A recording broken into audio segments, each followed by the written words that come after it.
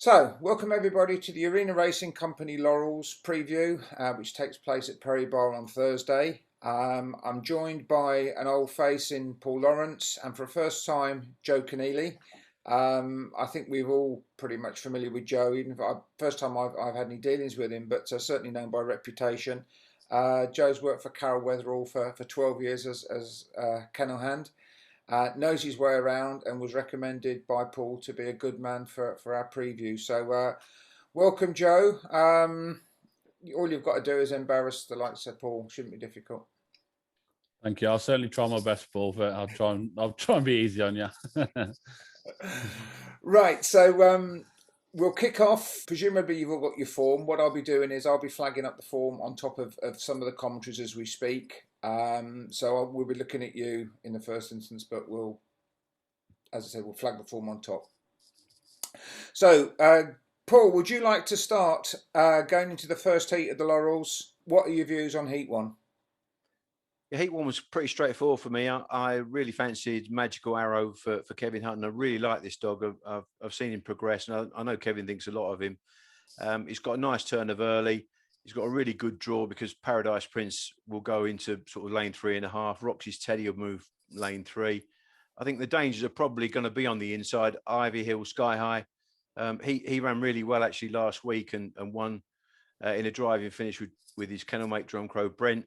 And of course, Denmark is always a good dog to keep framing up and a good competition dog. But I think class wise, I'll be pretty strong here on Magical Arrow. I don't know what you think here, Joe. Yeah, to be fair, I had it between the three as well, but I think Magical Arrow is a dog to follow this year. He's shown flying form, especially at Monmore in February. Beat Queen Jessie J in the first round of the Gold Cup when he's shown loads of early. To the corner clocking a 4:29 split and 27.95 on -40 going, which is just rapid. He's really well drawn, really well drawn here, like you said, with a slow starter in 5, Paradise Prince, and a dog in 4, Roxy's Teddy will be edging in from there. So I said the obvious danger will be trap 1, but I'll go with 3, Denmark as the main danger to him. He's been in great form for Tom Hilber and he's been in front of and behind some classy types recently. He's been really trappy and then lacks a yard but stays really well. So if he could blast away out of 3 here, which sometimes they do at Perry Bar, he could get himself a decent run around the corner. And if he does, he could get after 6. But yeah, I'd fancy Magical Arrow. I think he's a really nice dog. Just to butt into that there, Joe. I mean, obviously you race all over the country. Where would you describe Perry Bar as being similar to as a track, as a similar type of dog? I'd probably say it's probably as close to Newcastle in terms of surface and getting it. It does take a bit of getting Perry Bar. It's not really a quick 480. I'd probably say it's quite similar to Newcastle. If you look at the A1s and the A2s, they're probably winning similar times than they would be at Newcastle. I think Monmore for a 480 is a little bit quicker, and Central Park's obviously a little bit slower. So I'd probably say Newcastle would be closest to Perry Bar. And do you think there's any bias in terms of rails, middles, or wide? No, not at all. The only thing I've noticed at Perry Bar, and obviously we used to train there as well, was dogs can really come away out of 3 and 4. I think it's the traps they've got there. Sometimes they can really blast away out of 3 and 4. I don't know what it is with them, but sometimes you do really see dogs, even slow away dogs, they can fly out of 3 and 4. So if you've got an early pace dog in trap 3, I think most connections are normally happy with that. Perfect. So do you want to kick us off into Heat 2? Yeah, again, another well-drawn dog for me here, trap 6, Pacemaker Ted. It's quite a tricky race, and like Magical Arrow, he's another dog with really cracking early pace who can make the most of a nice draw with a railer in 4, Black-Eyed Molly, and a stronger dog in 5, Sparta Massa giving 6 a nice run to the corner. I think if he comes away level, he can show his pace to the bend and go around in front and miss a trouble. You'd have to make 5, probably Sparta Massa the danger. He's been a fantastic dog, as we know, for Sharon Thompson. And the trial is decent, considering he only done a 386, which is devoid to the bend, really. We know he's got more than that in the locker to the corner. He's got a little bit more early than that. So if he improved on that sectional, obviously, look, he's an absolute monster, to be fair. And he's a monster over 6 bends and 4 bends. So you'd always be looking for where he is. So I'd make 6. I fancy 6, but I'd make 5 the danger. Paul, I was looking at the anti-post. The Glory Millie is the shortest of the anti-post here in 1. Are you going with Joe in the 6 or fancy anything else? No, I must admit that was the key sort of line of form was maybe from the 10th of March, where Tasty Treat and Pacemaker Ted met at Newcastle. It's interesting actually that Joe said that he feels that Newcastle is similar to Perry Bar, and the pair of them meet again here. I actually went with Julie Bateson's Tasty Treat here to try and get a good break. And again, interesting thoughts from Joe saying that the middle traps are better. Tasty Treat ran over track and trip out of 1 last time out and got broadsided straight away and sent off balance. I think if he gets a clean break here, he could easily get up inside Pacemaker Ted to the turn and try and dominate. I think he's got a clear Glory Mealy. She's a difficult bitch for me to weigh up because I've seen her at Nottingham quite a lot for Barry Draper. She does tend to edge off at the corner. She's got fair enough early. And they'll probably be the 3 dogs I think will be prominent. And as Joe says, you're looking for Sparta Master to run. And I thought maybe 2 and Dave's Gift and 4 Black Eyed Molly were probably up against it here. Yeah, I was looking at Tasty Treat, 50-1 anti-post, and you think about his form of a year ago. He certainly wouldn't be 50-1, would he? So I don't quite know what he's done wrong to be pushed out that big, but I know he's a dog I like a lot. So, Paul, do you want to kick us on into Heat 3? Yeah, Heat 3 here I thought was probably between the middle pair. I think Havana Class will play a big part in this race in that I think he can lead for Liz and Rab. Got a nice turn of early, but barely gets the trip. I just felt that Westway Blake showing real good speed for Angie Kibble might get first jump on Koulivanny Kaiser, who again is going to be flying to the turn. Troy Firebird, as we know, in 6 for David Mullins, a pacey individual, but he always seems to kind of miss the kick and puts himself on the back foot. Jamara Sprite's got a tricky draw, has been off quite a while since being knocked out of the second round of the Derby at Nottingham.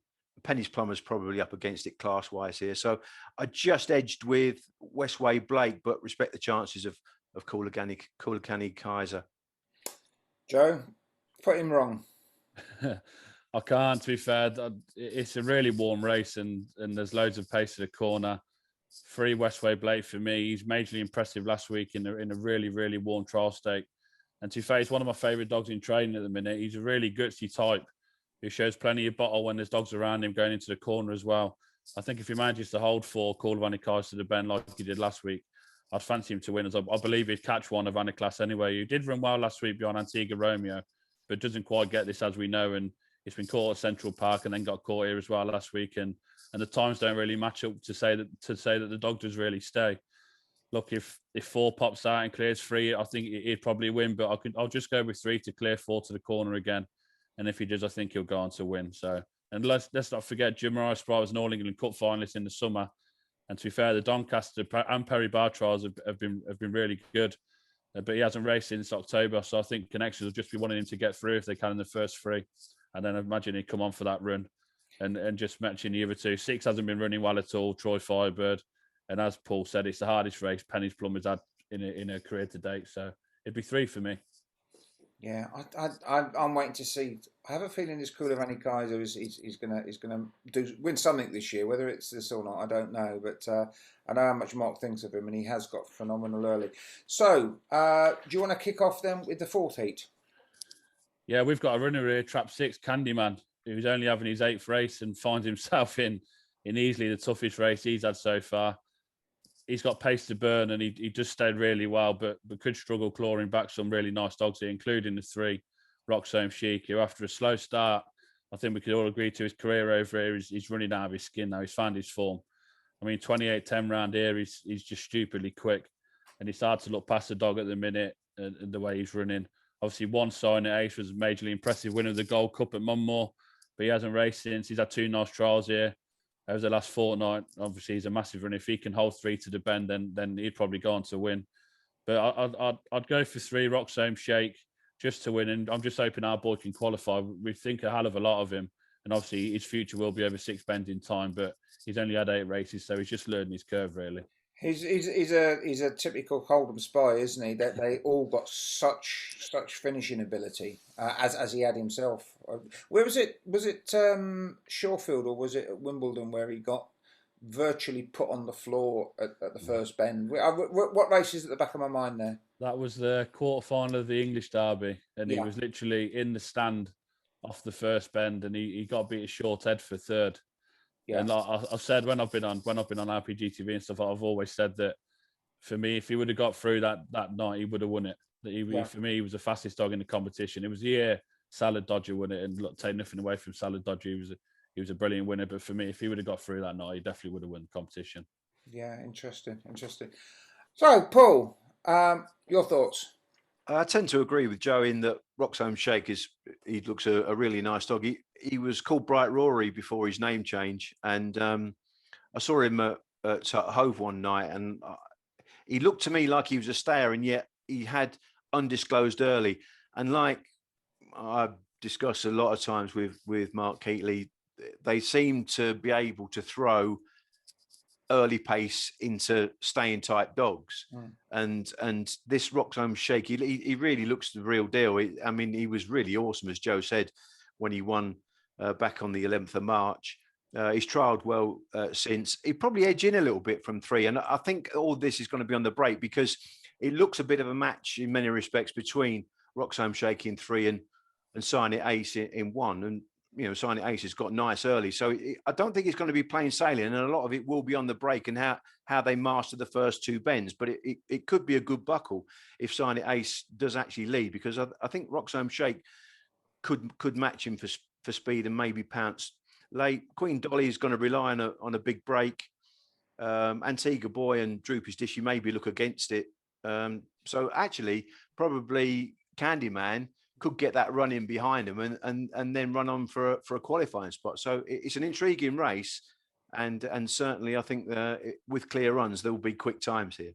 Yeah, I was thinking about Roxham Shake, and I always enjoy interviewing Mark Keatley because he's always got an opinion. Some people, as he would say himself, some people don't like that. I do as a journalist. I think it's brilliant. But he gave me the best quote of the year, I think, for Roxham Shake. We didn't buy him, we stole him.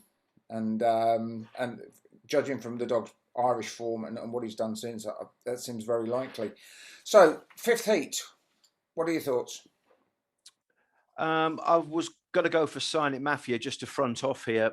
It's not a straightforward task by any means. I think he's going to have to lead to win. He's had 2 trials at Perry Bar, and his last trial wasn't as good as the first one, which is a little bit of a concern. However, he has got that nice burst of pace. Lenson Whelan's always a tricky customer and a good competition dog for Patrick, although he hasn't had any form around the track and trip, and he's probably got a little bit of a thorn in his side in that Adrenaline Jim's got a fair bit of early. He's been lame for Tom Hilbrum, but again, a dog in the past that I've really liked. And Wine Tavern Curly, he's been off 18 days, which might be a little bit of a worry, but he's one of those greyhounds that kind of doesn't always hit the lids, and then he's going to run on late. And all in all, I thought it was probably one of the toughest heats, and I just sided with 5 and thought 3 was maybe the danger. Joe, what's your thoughts here, mate? Yeah, to be fair, it is wide open, like you said, Paul. I'll go with what looks the best drawn dog on paper, and that's Wine Tavern Curly, obviously trap 6. There won't be anything staying stronger than him. We know that, and he could pick up the piece in a race. It could play to suit. 4 Dow's Duke obviously reached the Golden Sprint final, and 5 Signet Mafia. They'll both be looking to take this from the front, as well as 1, to be fair, Ballyboss Con, who's not short of early. His 3, like we said, has been an unbelievable dog for connections, and would be a massive runner if he managed to clear 1 and 2. But like you said as well, Adderilla Jim's got plenty of early pace. So I'd go for 6 in a race that could really suit by a couple of early pace types, maybe not getting their own way and stopping the others, maybe getting a run. So I'd go for 6 to pick up the pieces later on. Perfect. And so, Drew, you might as well kick off on the final heat if you don't mind. Yeah, again, another wide open race. It's a really good race, to be fair. I'll go for 5 King Louis, obviously the recent British Breeders' Stakes winner. He comes into this in really good form. The run at Central Park was good after he won at Nottingham, and also ran a really good race in behind Westway Blake last week in a trial stakes. He got beat half a length in a calculated 28.38 and 28.42, which, to be fair, first look round Perry Bar, you'd be over the moon with, especially in a competitive race as well. Obviously, 4 Bocco's Melody, recent Northern Puppy Derby finalist. She's hit and miss at the lids, which would be a slight concern. So she'll have to do it right to clear Antigua Romeo in 3. But if she did, then she'd have a chance. And obviously, like we just said, Antigua Romeo won the Essex Fires in January. If he can lead 1 and 2 to the bend, then he'd have every chance from there. 6 is a really strong dog, and he very rarely runs a bad race, Drumco Brent. So you can imagine he'll be around come the finish. You'd be very shocked if he weren't in the first 3. And Swift Cope and Savannah Cody 1 and 2, they're both very fast, and chances it would lie in leading each other and getting a clear run. But like we said, it's a really, really tough race. But I'll stick with 5 as he's in really good form, King Louis. So I'll go with King Louis.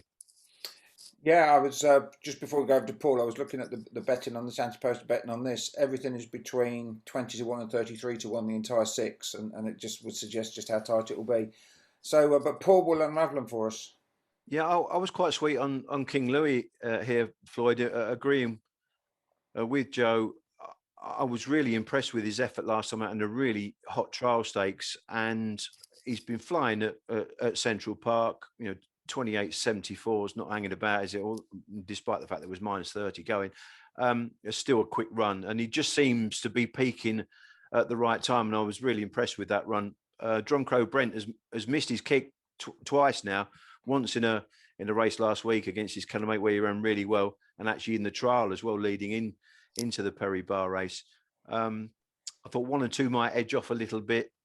The unknown quantity is obviously Bocco's Melody. She's missed her last 2 ups as well at Newcastle, whereas she can break better. She hasn't had a look either, but she is young and she's open to improvement. But I thought the tried and tested King Louis was the one to be with. Definitely so. Every time I look at Bocco's Melody, I just think, how much is she worth as a brood bitch? She is worth a weight in rubies, isn't she? I mean, she's a fantastic breed and from a brilliant litter out of a great dam, half sister to John's Ledger winner. I mean, absolutely incredible. I hope they hold on to her and I hope they breed with her. But before I let you go, gentlemen, I just wanted to have a quick switch over, which hopefully we can do now, and it should appear, which is the anti-post. Can we all see this? Yep. For a start, 5 to 1 Roxome Chic. Joe, what do you reckon? Is that value? Not for me. No, I think it's he's in quite a warm race. Obviously, with Silent Ace, you'd be shocked if he didn't get through. But I'd be looking to swerve him at 5 to 1. He could make me look completely stupid this time in 2 or 3 weeks. But I'd be wanting to swerve him at 5 to 1. Yeah, I can't imagine that Mark Keatley would be going in, because he's very again very cautious. He's interesting to interview because he's very cautious about his odds, and if no matter how much he fancies his dogs, if they're the wrong price, he just doesn't play. Paul, what do you think? Do you think 5 to 1's reasonable? I think he's obviously the correct favourite because he looks like he's going to be the fastest dog with a clear run.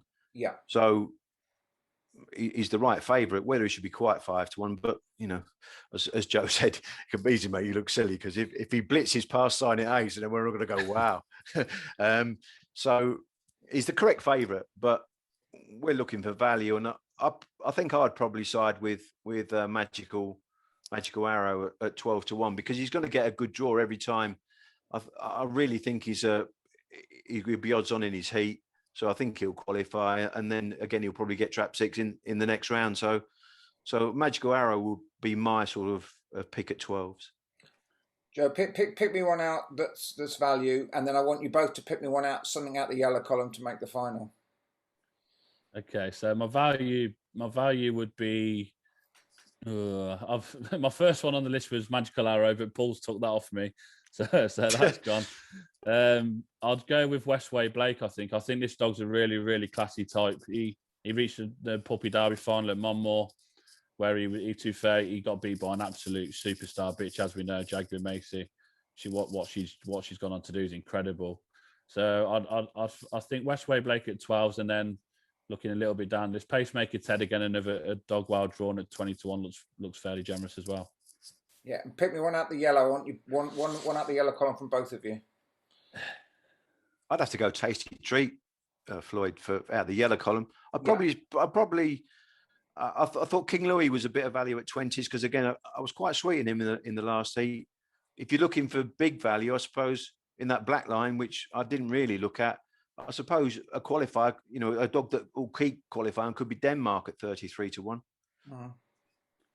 At the yellow, I'll go for Wine Tavern Curly at 50s, who could qualify from from a fast run race tomorrow night. I think that at 50-1. And to be fair, our boy should be in the yellow. He's a bit he's in a bit of a tricky race, and like I say, he's had 8 races going the right way, but he should be bigger than 40-1 for me. Definitely so. Gentlemen, thank you so much for joining me on this. I found that really interesting. This is a game of opinions, and I think you've both done your research, and that comes across. So thank you for that. Hopefully you'll join me again as the event progresses.